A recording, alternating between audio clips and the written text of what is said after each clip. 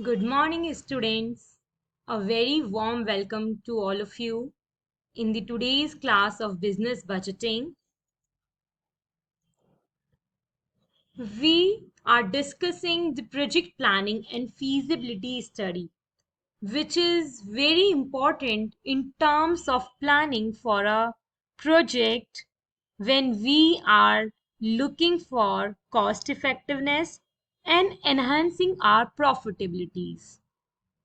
It is more vital when we want to run a new project because new project demands for rules, regulations, policy designing, decision making, market dynamism, etc. Project planning and feasibility study is also important when we want to do some innovation in our project. हम जब नया project बनाते हैं तब हम project planning and feasibility study करते हैं to study its pluses and minuses but at the same time जब हमारा एग्जिस्टिंग प्रोजेक्ट है उसी में हम कुछ नयापन दैट इज इनोवेशन अगर हम चाहते हैं उसमें कुछ नया इम्बाइब करने के लिए तब भी हम उसकी फीजिबिलिटी स्टडी और प्रोजेक्ट प्लानिंग करते हैं. In today's class, we will be going to study its key terminology, which is very important, that is project appraisal. Project appraisal is very essential element in order to make our project very successful. हमारे project को बहुत successful बनाने के लिए we should think about the project appraisal. Basically, appraisal process project का money lending business से होता है. हम हमारे प्रोजेक्ट को किस तरीके से और बढ़ाएं, हमें किस प्रकार से फाइनेंशियल असिस्टेंस मिल सकती है. सो in this concern we have to work in such a way that investor will be going to interested in putting money in our project. हमें यहाँ पर आउटसाइडर पॉइंट ऑफ व्यू को देखते हुए हमारा प्रोजेक्ट में काम करना चाहिए बिकॉज प्रोजेक्ट अप्रेजल बाहरी व्यक्ति द्वारा किया जाता है. वह कोई इन्वेस्टर भी हो सकता है, कोई क्रिटिकल थिंकर भी हो सकता है, कोई फाइनेंशियल इंस्टीट्यूशन भी हो सकता है, कोई मनी लेंडिंग हाउस भी हो सकता है. And they will be interested in our project only if it has a scope of further growth. अगर उस प्रोजेक्ट में आगे आगामी भविष्य में ग्रोथ के आसार हैं तभी कोई इन्वेस्टर अपने स्टेक्स उसमें हाई करने की सोचता है.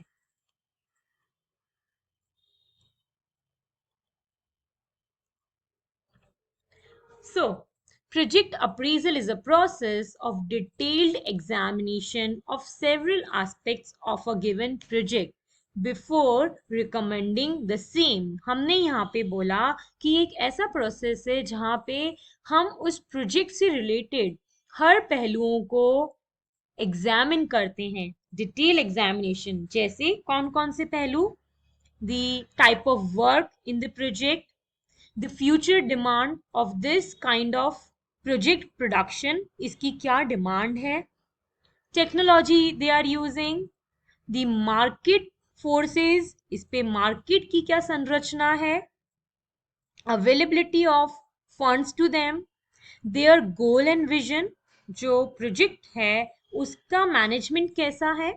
ये सब चीज़ों का हम डिटेल एग्जामिनेशन करते हैं because as I'm saying that investor will put money only when he or she finds this project as interesting, इसमें कोई फ्यूचर पोटेंशियलिटी है तभी वो इस प्रोजेक्ट में आगे फंड रेजिंग के लिए इसमें अपनी फाइनेंशियल असिस्टेंस देंगे. Now the institution that is going to finance the project has to satisfy itself before providing financial assistance for the project. So here institution means the investors. जो इसमें अपना पैसा लगा रहे हैं, they have to firstly satisfy themselves before giving any money for this project. अगर कुछ भी नया पैसा इसमें दिया जा रहा है कोई भी संस्था द्वारा, तो वह वित्तीय संस्था अपने आप को कुछ की पैरामीटर्स में सेटिस्फाई करेगी regarding this firm and its project. So appraisal criteria, किन की पॉइंट्स पे they go for appraisal, that is like the demand, the policies, the rules, the code of conduct, etc.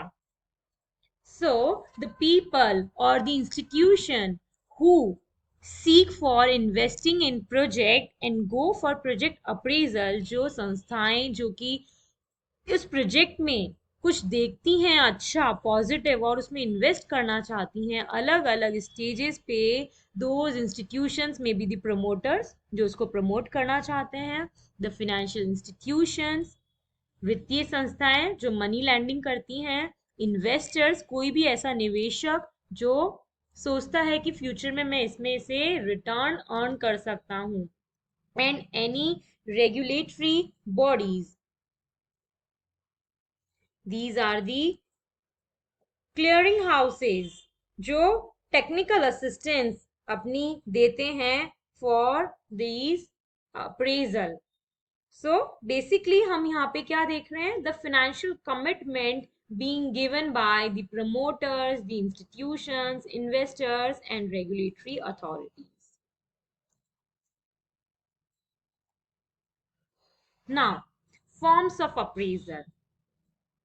It is very important part of the study, that is किन किन प्रकार से हम appraisal कर सकते हैं एक प्रोजेक्ट में, जहाँ पे हम उसकी टेक्निकल एडवांसमेंट की सोचते हैं, बाजार की संरचना के बारे में सोचते हैं, संस्था के बारे में सोचते हैं, वित्तीय प्रबंध के बारे में सोचते हैं, इकोनॉमिक एस्पेक्ट्स देखते हैं, लागत निर्धारित करते हैं। हमें यह सब चीज देखनी होती हैं एक प्रोजेक्ट से related. So first is technical appraisal, where we examine the technical feasibility of the project, and it is to study the technical parameters of the project. Second, market appraisal, where we ascertain the demand, the estimates of demand. Market में क्या मांग है इस वस्तु की.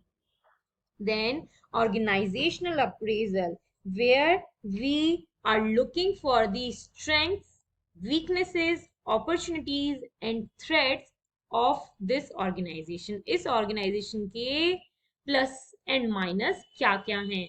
Then financial appraisal, जहाँ पर हम यह ascertain करते हैं कि हमारे पास ऐसी वित्तीय व्यवस्थाएं हैं कि नहीं जिससे कि हम हमारी फाइनेंशियल रिक्वायरमेंट्स को मीट अप कर पाए. Next, economic appraisal, where we go for the adequacy of rate of returns on the capital employed as well as cash flows to cover the cost of funds. Then overall social cost benefit, wherein we look out at the desirability and utility of the project from the social point of view. उस project की desirability और utility कितनी है in terms of the social point of view. Here we will take one example to understand these all the forms of appraisal. हम एक example से इसको समझते हैं. मान लीजिए हमारा एक नया वेंचर हमने खोला है, जैसा कि हमने एग्जाम्पल लिया था पहले, हम उसी को कंटिन्यू करते हैं. से for example a biscuit industry, हम एक बिस्किट इंडस्ट्री में काम कर रहे हैं और हमारा ये जो बिस्किट इंडस्ट्री का प्रोजेक्ट है, हम इसमें इन सब फॉर्म्स ऑफ अप्रेजल को बारी बारी से डिस्कस करते हैं. जैसे कि टेक्निकल अप्रेजल. टेक्निकल अप्रेजल में हमारे पास शामिल होते हैं लोकेशन, कहाँ पे हमारा काम हो रहा है. लोकेशन यहाँ पे इसलिए इम्पोर्टेंट है बिकॉज हमें रॉ मटेरियल अक्वायर करना है, हमें मार्केट से वर्कफोर्स चाहिए, तो लोकेशन हमारी कैसी है, लोग यहाँ तक पहुंच सकते हैं, यहाँ तक सामान आ सकता है और हम काम कर सकते हैं ना, हमारी साइट कैसी है, उसका एरिया ऑफ लैंड कैसा है, वहां पर रहने की क्या सुविधाएं हैं, देन टेक्नोलॉजी हम किस तरह की यूज कर रहे हैं, हमारे पास किस तरह की लेबर है, हम सेमी स्किल्ड, स्किल्ड और किस तरह से हम उसमें वर्क कर रहे हैं, यह सब हमारा टेक्नोलॉजी में इसलिए भी इम्पोर्टेंट है बिकॉज कई बार हम फुल्ली ऑटोमेटेड वर्क तरीके से वर्क करते हैं, कई बार हमें मैनुअल वर्क की जरूरत पड़ती है।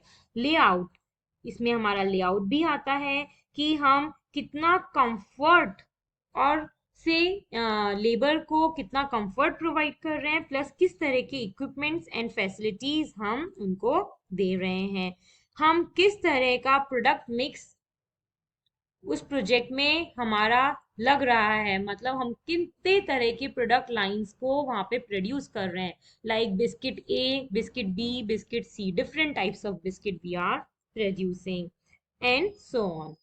Then market appraisal, market appraisal मान लीजिए हमारा बिस्किट इंडस्ट्री में जब हम काम कर रहे हैं तो हम देखेंगे प्रेजेंटली हमारे टाइप ऑफ बिस्किट की क्या डिमांड है और फ्यूचर में इसकी क्या डिमांड रह सकती है, हमें कितना सेल रखना है, हमारा डिस्ट्रीब्यूशन चैनल कैसा होगा, हमें कौन कौन सी सिटीज और स्टेट्स में हमारे बिस्किट को डिस्ट्रीब्यूट करना है in order to enhance our sale.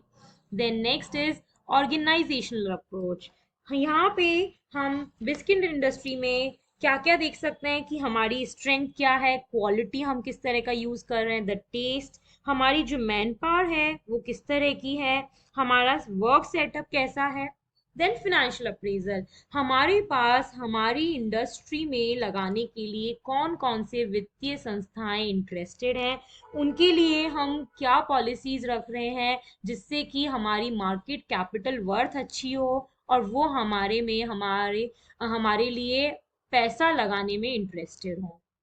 Then economic appraisal, मतलब हम जब ये कार्य प्रणाली कर रहे हैं तो हमें इससे क्या रेट ऑफ रिटर्न है, हमारी मनी फ्लो क्या है, हमें कितने टाइम में रिटर्न्स वापस मिल जाएंगे। देन ओवरऑल कॉस्ट बेनिफिट, हम यहाँ पे जो भी चीज प्रोवाइड कर रहे हैं like biscuits we are producing here, socially हम सोशल पॉइंट ऑफ व्यू से हम सही काम कर रहे हो और हम जितनी भी लागत लगा रहे हैं उससे हमें सोशल पॉइंट ऑफ व्यू से भी उसके रिटर्न्स अच्छे मिलने चाहिए, क्वालिटी वाइज, एथिकल कंसर्न्स, ये सारे हमारे फॉर्म्स ऑफ अप्रेजल में आते हैं। सो विद दिस एग्जाम्पल हमने इसको और अच्छे से समझा, आई होप आपको ये और अच्छे से समझ आया होगा। Then let's move on to next slide, that is estimation of profits in a project. For this we should ascertain certain parameters, that is लागत कितनी है, हम जो काम कर रहे हैं उत्पादन उसकी लागत कितनी है, हमारे प्रबंधकीय खर्चे कितने हैं, administrative expenses for decision makers, for experts, for the heads, committee members etcetera. हम जो भी तरीके से सेल्स करना चाह रहे हैं like packaging, forwarding, annual increase, हमारे कमीशंस, इसमें हमारा कितना लग रहा है और हम किस तरीके से रिटर्न्स लेने वाले हैं, रॉयल्टीज, हमारी क्या परसेंट ऑफ रॉयल्टीज हैं जो हमें सेल्स के अगेंस्ट देनी होती है, हम कितना सामान, कितना सेल्स वॉल्यूम टर्नओवर हमारा टारगेट है उस एनुअल का, हमारी प्रॉफिट रेशियोज क्या हैं, हमको वियर एंड टियर लॉसेस जिसे हम डेप्रिसिएशन कहते हैं हमारे कौन कौन से होंगे, हमें वो भी डिडक्ट करने होंगे, हमारे पास कितना कोष प्रवाह आया है हमें वो स्टडी करना होगा, हम कितनी अर्निंग्स हमें during the life cycle of the financial flow हमें रिटेन करके रखनी है हमारी अर्निंग्स में, हमें यह सब देखनी होंगी, तभी जाके हम हमारे नेट रिटर्न्स असेस कर पाएंगे।